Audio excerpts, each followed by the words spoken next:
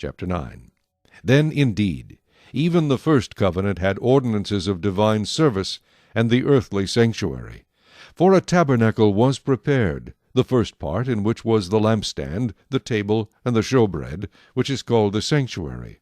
And behind the second veil, the part of the tabernacle which is called the holiest of all, which had the golden censer and the ark of the covenant overlaid on all sides with gold, in which were the golden pot that had the manna, Aaron's rod that budded, and the tablets of the covenant. And above it were the cherubim of glory overshadowing the mercy seat. Of these things we cannot now speak in detail.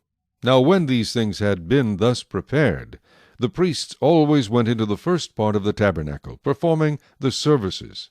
But into the second part the high priest went alone, once a year, not without blood, which he offered for himself and for the people's sins, committed in ignorance. The Holy Spirit indicating this, that the way into the holiest of all was not yet made manifest, while the first tabernacle was still standing.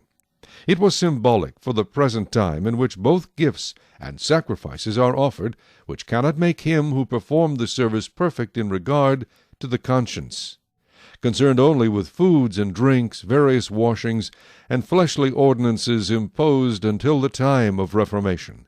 But Christ came as high priest of the good things to come, with the greater and more perfect tabernacle, not made with hands, that is, not of this creation. Not with the blood of goats and calves, but with his own blood he entered the most holy place, once for all, having obtained eternal redemption. For if the blood of bulls and goats, and the ashes of a heifer, sprinkling the unclean, sanctifies for the purifying of the flesh, how much more shall the blood of Christ, who through the eternal Spirit offered himself without spot to God, cleanse your conscience from dead works to serve the living God? And for this reason he is the mediator of the new covenant, by means of death, for the redemption of the transgressions under the first covenant, that those who are called may receive the promise of the eternal inheritance. For where there is a testament, there must also of necessity be the death of the testator. For a testament is in force after men are dead, since it has no power at all while the testator lives. Therefore not even the first covenant was dedicated without blood.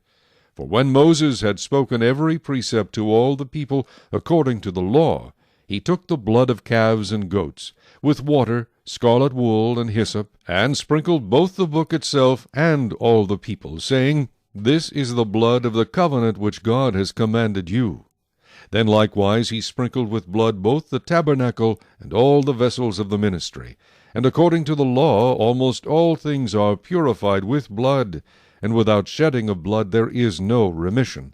Therefore it was necessary that the copies of the things in the heavens should be purified with these, but the heavenly things themselves with better sacrifices than these.